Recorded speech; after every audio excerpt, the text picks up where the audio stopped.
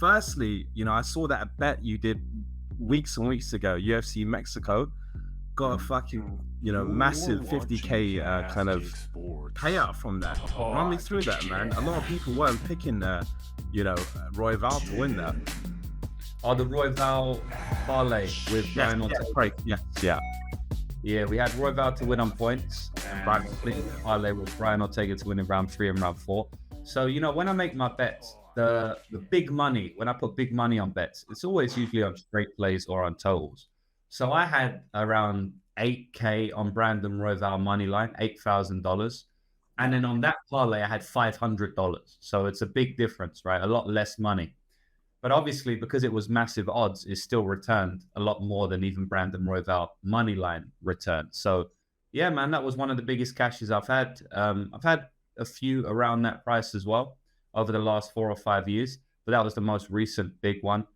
I was a bit scared when it went to split decision because you never know how the judges are going to do you. As we see yesterday in the C-Rod versus Bulgarian fight, I had C-Rod as the underdog there. That was a massive, massive talking point on the card. So I was a little bit worried, man, because it was in Mexico and, Brandon Moreno is Mexican. Brandon Royval isn't. I thought he cleanly won the fight. But it was a weird fight. Not much happened. And when they said split decision, I think I even said it in the video because I recorded the split decision, my reaction to winning the money. That's probably what you saw. I think I even said it in the video, like, don't rob my boy. 50K from the boy Raw Dog. You already know he deserved that. Split decision is bullshit. Mexican robbery. They tried to do my boy. And they didn't rob my boy and they didn't rob me. But, I've been on the wrong side of decisions many times. It's going to happen many times again. I've lost hundreds of thousands of dollars from the judges and I've won hundreds of thousands of dollars from the judges. So it is what it is, man. You just take it in your stride. But yeah, that was a good hit. And since we parlayed it with Brian Ortega to win in round 3 or round 4, that was an even crazier one, to be honest. It finished off with Royval points. But the crazy one of that parlay was the Brian Ortega fight because he snapped his heel before the fight. He rolled his ankle, his Achilles, and then he ends up winning the fight after almost getting knocked out in round 1. That was crazy, man. So I got a shout out to Brian Ortega because he came back like a beast in that fight. Definitely. How was your heart rate, man? Just when you saw that, did you see that live as well? You must have been like looking. I saw it live. I even recorded it. If you go to my Twitter at Lucrative MMA, you can see I actually recorded it like after it happened because I was in shock. I had my phone on me and I was like, what the fuck? Like, did I literally just see him roll his ankle while Bruce Buffer was calling him out? I thought I was seeing things. I couldn't believe it. Boys, what the fuck just happened? He just injured his foot on the call out. And I had a lot of money on Brian Ortega. I had like another $8,000 on Brian Ortega just to win outright as well as the underdog again. So at that point, I wasn't even thinking about that parlay because it hadn't even started yet. That was the first leg. I was just thinking about my $8,000 or $10,000 on Brian Ortega money line. So, man, I couldn't believe it, bro. But I guess he came back and he won the fight. So it is what it is. No, it's crazy. Did you see the live odds after the ankle roll? Because I'm assuming that after that, live odds would have changed dramatically. No, I didn't see it. Like, the live odds don't usually change. Because I haven't been able to bet live in a while. Like, I get banned on most bookmakers very quickly. So it's very hard for me to put money down. And the first thing they do, a lot of these bookmakers, when they ban you, is they take away your ability to live bet. So it's very rare these days that I can live bet. I can still live bet. Like, I'll have live bet for a couple of weeks, and then I won't have it for a couple of weeks. And at that time, I didn't have live bet. So I don't actually know. But I think they lock the live bet until the fight actually starts. Yeah.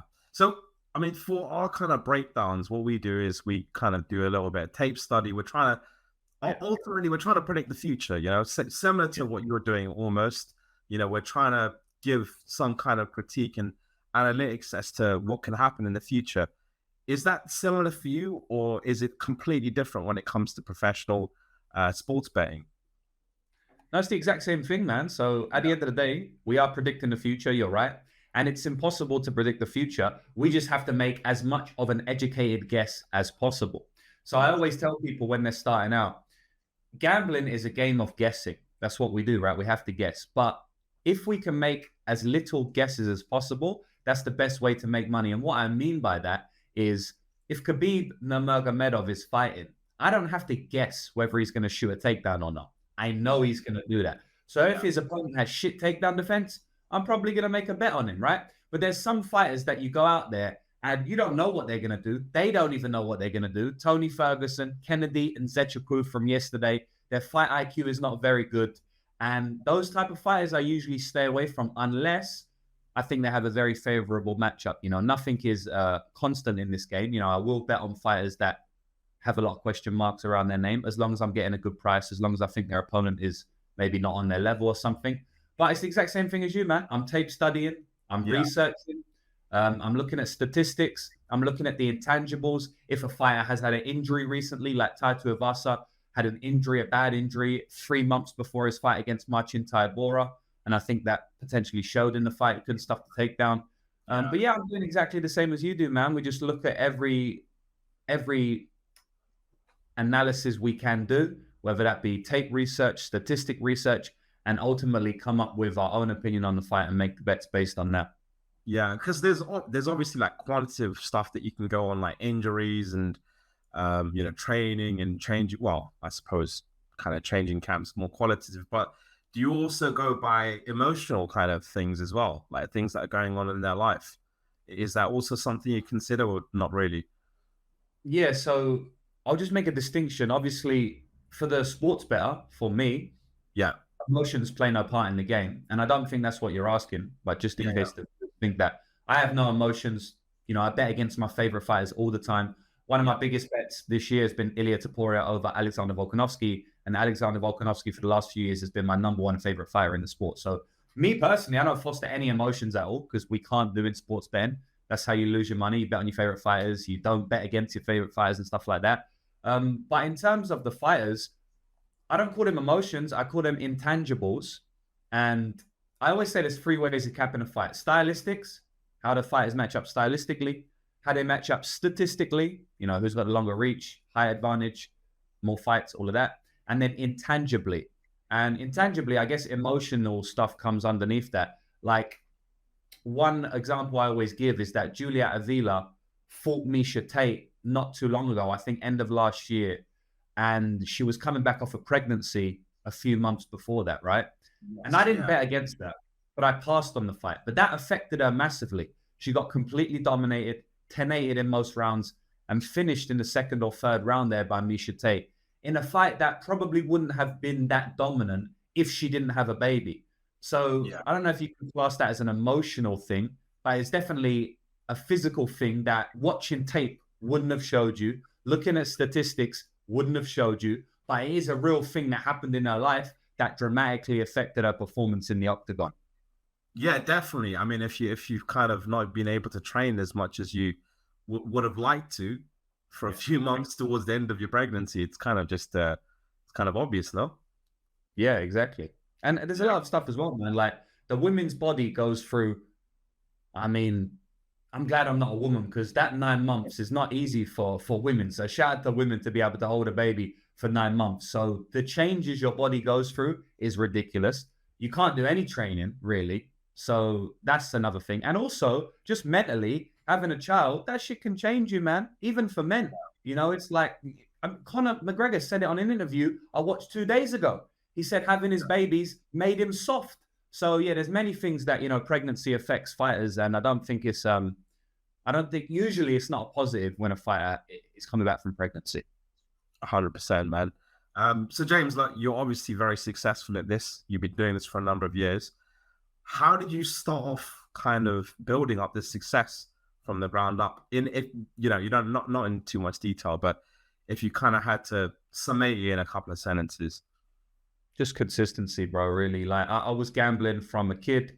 I was gambling from like 2 years old. You know, I've got a story of that. People are going to watch that and be like, what the fuck do you mean gambling from 2 years old? But basically my story is that one of my stories of how I got into gambling is that I grew up on a dog track. I grew up around greyhound racing, which is heavily synonymous with sports betting. So that's why I was kind of always involved in the industry. And I'm from London, and man, the bookies are on every single corner. I don't know exactly where you're from in the UK. Are you from London or outside of London? Oh, mate, I'm from East London, so it's bookie central. Whereabouts, if you can say? Newham based, near Stratford. Yeah. Man. Okay, yeah, of course, man. Whereabouts are you from? I'm from South London, like Elephant and Castle. Yeah. So Yeah, so you're proper London, bro, like central London, just like me, basically. And you know how it goes, man. There's a bookie on every corner. People don't know this in America because I got a lot of friends in America and stuff. There's a bookie on every corner. We grew up in the bookies. I was 15 years old, putting money in a roulette machine, having arguments with the bookmaking attendants because they kicked me out because I was underage and stuff. You know how it goes. Like the bookies is like a place where people congregate in inner London, you know, like the youths congregate. So I grew up in the bookies from a kid, man. And the way I got good at it was I was shit at it for like 10 years. I lost my money for many, many years. Probably about 7, 8 years, I literally lost money like consistently for 7 or 8 years. And eventually, after that, I mean, I've been betting on sports for about 15 years now. If I wasn't good after 15 years, then I better start something else. But really, all it comes down to is literally that consistency. I've been in it for 15 years. If you do something for 15 years, don't care what it is, even singing or fighting, you're probably going to be good at the end of the 15 years, you know? So there's nothing special. I don't think I'm a special person. I think I just stayed in it longer than most people ever do. Yeah. What kind of kept you in it when you were just fading, you know, year after year for the first few years? Yeah, I guess because it was fun. Like I said, the bookies were a congregational place in London. So like I used to hang there with my mates. A lot of shit used to go down in the bookies. A lot of funny stuff, a lot of funny stories. There was one on every street corner, everywhere I used to hang out with. So it wasn't so much that I was trying to focus on making money. I was just in there, right? And obviously when you're in there, you meet people who are successful, some of the older people in there, and then they teach you a little few things along the way. And then obviously I enjoyed it. You know, I must have enjoyed it. Otherwise I wouldn't have kept on doing it. There is a thrill to sports betting. I probably got addicted to sports betting at some point as well, which is not a positive. That is a negative. But luckily I've been able to flip it into a positive now. But I guess that's the reason I stuck to it. Yeah, definitely. What kind of, so you're in New Zealand at the moment. What made you kind of move over to that? I mean, you know, there's many different reasons, but like, I don't know, bro. It's different life out here, you know. It's a nice life, positive life. The sun's shining right now. When I walk on the street, yeah, that's it, man. That's a big thing, you know. The sun's shining. When I walk on the street, people smile. They're happy. You know how London goes, bro. Like, I'm not gonna shit on London. You know, I love my city. I always love it. I'm back there all the time. I go see my friends. I'm always gonna be from London. I represent London very well. I'm proud I'm from London. But in terms of living there full time, bringing up a family and that, just not for me, man. I like these parts of the world a little bit better. Yeah. Like I said, sun shining all the time, lots of nature out here. I love nature. I'm a big nature person.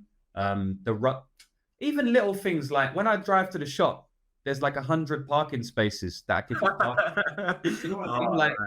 Bro, that's a big thing every single day of your life when you can't park in London, central London. You can't park. There's bus lanes everywhere, bike lanes.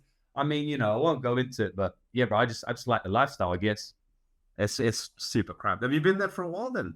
Yeah, I moved in 2017. I went to Australia and I moved back since. I've been out here ever since. I'm in New Zealand now. Ah, awesome, man. Awesome. What advice would you give yourself when you're first starting out? Sorry. So much, man, because sports betting is such a tough game. It's funny because most people that get into sports betting, they think that it's very easy to make money. And the reason they think that, I believe, is that if you start sports betting, you can place £100 on a bet and you can become a millionaire. Like, it can happen, and it does happen, right? You can hit a crazy accumulator parlay, and then you can be a millionaire. You can win your first 10 bets because luck is heavily involved in sports betting. But so people don't understand that it's a lot more than luck. It's actually a lot of analysis, and you know this because you bet almost every week on the UFC, I would assume, right? So you understand how hard it is to win long term. So because it's so hard, there's so many things you have to learn. It's kind of like saying, what advice would you give someone being a doctor? Like, I mean, it's like there's a million things, right? And obviously I'm not comparing it to the doctor in terms of the importance of it. Doctor's a lot more important for society because I know a few idiots are going to comment like, yeah, you're not a doctor. I'm not saying that. What I'm saying is there's so much to learn. Like, I'm still learning today, and I've been betting for 15 years. I know nothing compared to some of the greats, like Billy Waters. Billy Waters is 77 and he's probably still learning stuff. You know, just recently on Joe Rogan, Billy Waters, if anyone wants to go and watch a proper professional sports bet, you know, miles, leagues above me. I guess the only thing I could say in one sentence is don't bet on who you think's going to win. Bet on where the value lies. And if you want to know more, go onto my YouTube channel or just Google value betting, because I ain't going to explain it now. But the number one issue I see people making on sports betting who know nothing about sports betting is that they bet on who they think is going to win. And that's not how you make money. And I'm not going to explain it anymore because it'll take me some time. But that's basically what you have to do. Don't bet on who you think is going to win. Bet on where the value lies.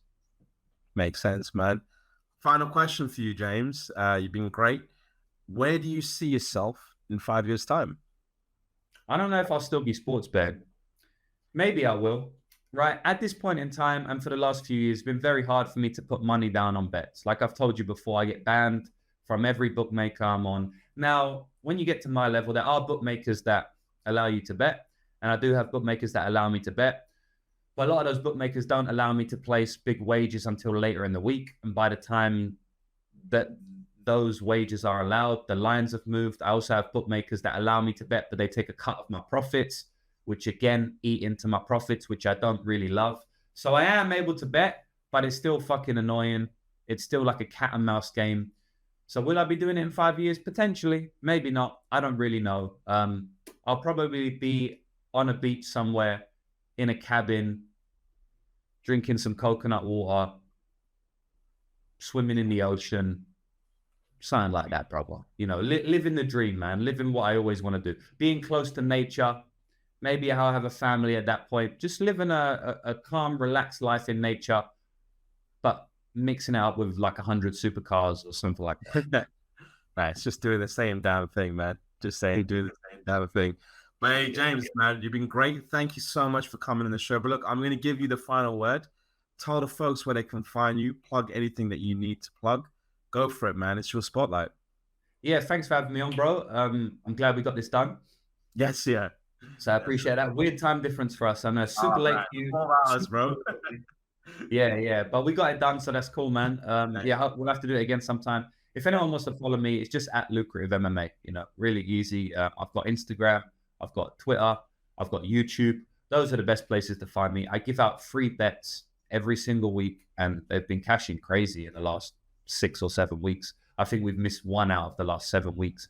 I give lots of free information, and for anyone who wants to be a professional sports bettor who actually wants to do this as, you know, bring a second income from sports betting, it is possible. And I give out tons of free information, man. So I ain't even gonna plug my service. I have a service. You can sign up and get my picks directly.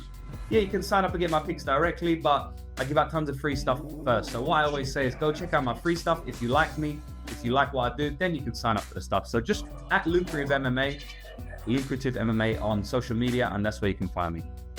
Cheers, man. Thank you so much, James, man. All right, take care, man. Bye. Take care.